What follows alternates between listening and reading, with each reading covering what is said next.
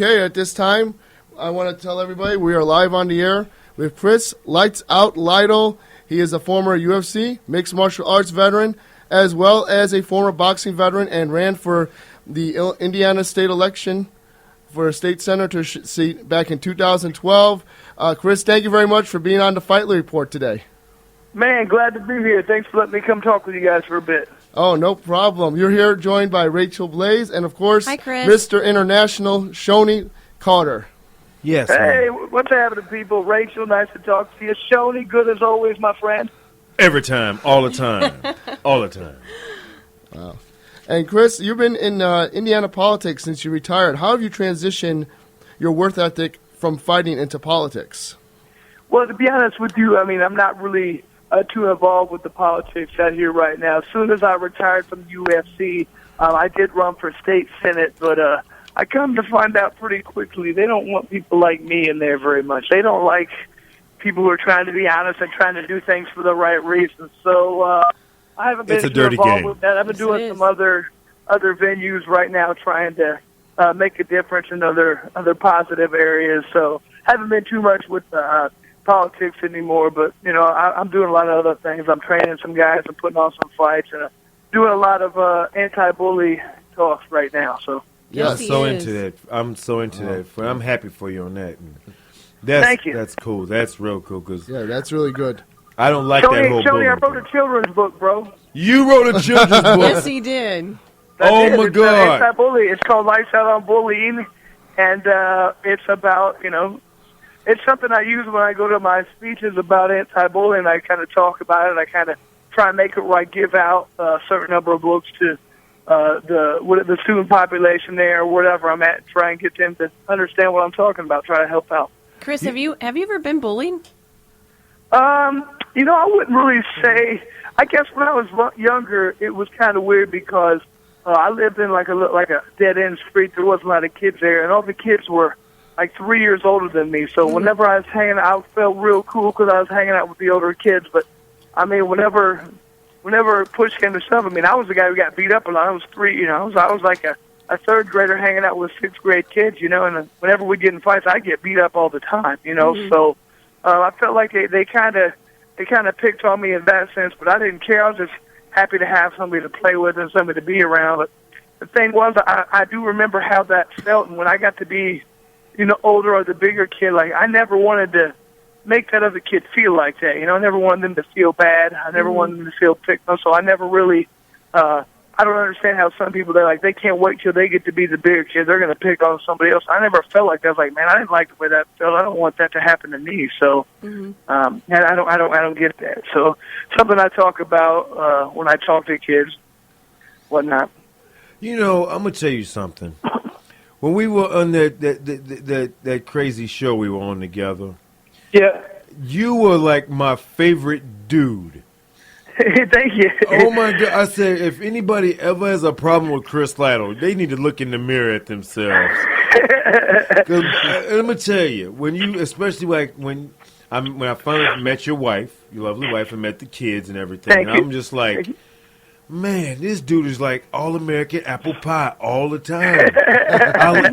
Let me tell you, because you know you don't want to interview. What was your pre-fight meal? I think it was Morton's, or it was, what was that? Because you could cook. Morton's, yeah, we had Morton's. You were the one that introduced me to Morton's Steakhouse. yes, boy, brother. That's some good stuff. Let me tell you, I was like, to hell with this rap party. They handed us those checks. I ran to the nearest currency exchange casino, broke out like the chicken pox. I was with the girlfriend at the time. Her name was Peanut. I always talked about her name being Peanut. Yeah, Peanut. I remember Peanut. Yeah, she's married now. She got a husband. Her name is Katie Klemansky. She lives out in Las Vegas. Peanut. I remember you were talking about. Yeah, I used to talk about Peanut. And the reason I called her Peanut because she wasn't an elephant. I couldn't call her elephant head because she always remembered everything that I said or did wrong. Because elephants never forget. But they like peanuts. And she had this cute little peanut head. So I called her Peanut. That was too funny. I think Shonie, you got a nickname for everybody. I pretty much do. I do. I don't even want to know what my nickname is. This is a university radio station. Okay. So I was like, when Chris introduced me to Morton Steakhouse and he was cooking in the house. Because remember, outside of you, men are nasty to live with, okay?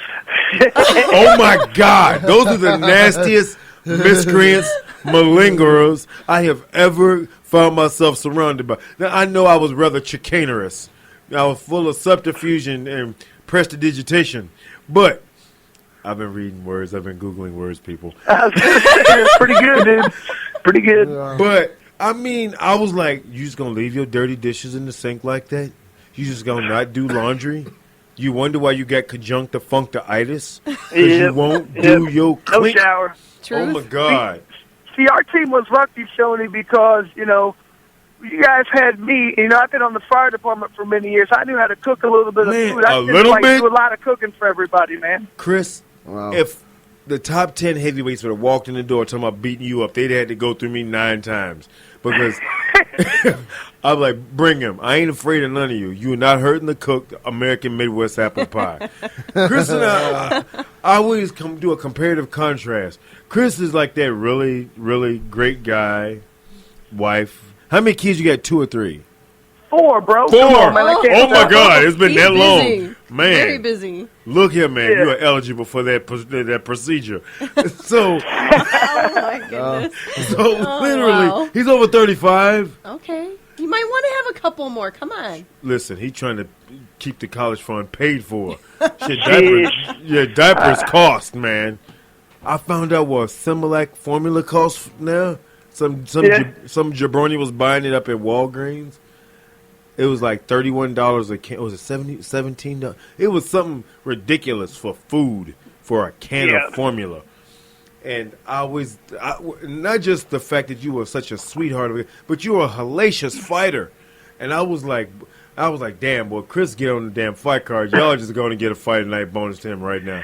I know Dana was a goal, baby. No matter what, I always wanted to be like, if somebody saw I was going to be on the fight card, I said, well, this fight card sucks, but I know there'll be at least one good fight. Right. So I don't care if the fight card is good or bad. We're going to get our money's worth by this one fight. Right. Dana already had your envelope stamped. Here you go, Chris. That's what it said on the envelope. Here you go, Chris. Damn. And Chris, you had a great You had a great stand-up war with Marcus Davis. How would you rank that as one of your most memorable fights? Talking about it was really cool. To be honest with you, I was a little more, I was wanting more just to stand there and bang, and he was throwing a lot of kicks and doing a lot of stuff. And the thing I noticed, and he comes out the Irish hand grenade. I was thinking, the crowd was clearly in his favor. The crowd was like him. Right. I noticed a couple of times I'm out there, I'm like, bam, bam, I had a good punch. Crickets, you could hear a pin drop in there. And he'd throw a kick, and I'd block it, and be like, oh, and I was like, I blocked it. Yes, you did. Nobody cared. I blocked it.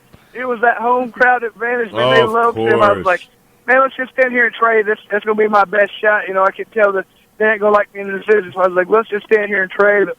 He was a little wiser than me. He kept trying to, be smart, land punches, kicks, move around. I was like, man, let's just throw it out. It was a lot of fun. I'm trying to get a bonus. Yeah. It was, and then also, how'd you feel about winning against Dan Hardy in Wisconsin in your retirement fight?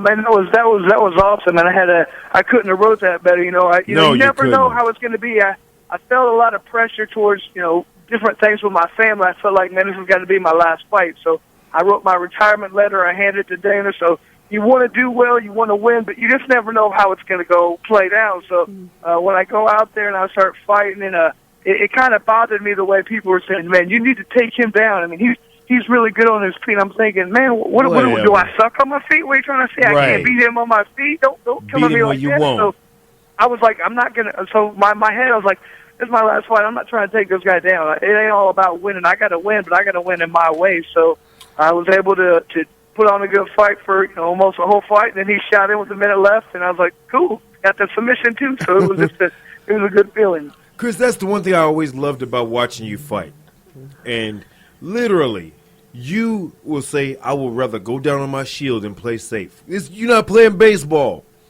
You're not swinging for 30% to get a $300 million paycheck and scratch your nuts wearing tights. And that's how I feel about baseball. Well said. Win, lose, or draw, and you did more winning than losing, obviously. you know, and man, you had one hellacious career. And to keep it 100 moment, Chris and I fought. And that's right. And man, I was like, what the hell y'all mean overtime? Yeah. Oh no! I'm like, it's a tournament. Like, wow. I don't think I got it. I just can't do anything else. Chris, that's unheard of, man. Right, Chris. I was terrible. laughing. I was mad laughing.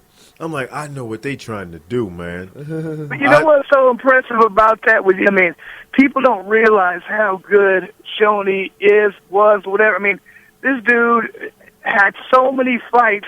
Such a pioneer of the sport.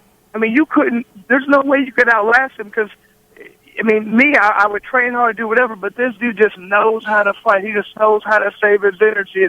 No matter what position you get him in, he's not nervous. He's not, he's relaxed no matter what. He can control his breathing, control his blood pressure. I guarantee his heart rate the whole time we fought. I'm thinking, God dang, I'm so tired. This dude's like, he's just like walking around like he's hasn't even fought yet. I was like, man, as soon as that happened, I knew it was going to be a bad day for Chris. And you know what? I have that fight on VHS. Oh, wow. Too bad you can't play it anywhere. There's no VHS tape. Right. Machines left. I've actually flipped it to DVD. I've spent a lot of money flipping old fights to DVD because nice. I literally called Pancrase on a very expensive phone call on somebody else's phone, and they didn't know it. And I'm like, yo, can I get a copy? Can I just get a copy? I ain't trying to get the whole fight card. And they were like, oh, sure, Shonie son. I'm like, sweet. Wow. So I'm going to have to get in touch with you. If you don't have the fight, I do. Man, I haven't seen any of that stuff in a minute, man. I haven't seen that in a while. Wow. It's always good to reflect back. You know, because, I mean, the fighters, we don't get this. I mean, most fighters don't think about with this new era. They can get theirs on DVD or on demand or UFC Fight Pass. But the original gangsters, the OGs, I mean, think about the guys that were before us, Chris. Really? Yeah, is there any Shonie? There's a few, I guess. Yeah, I think I got both tapes of the Pancrase tournament on VHS.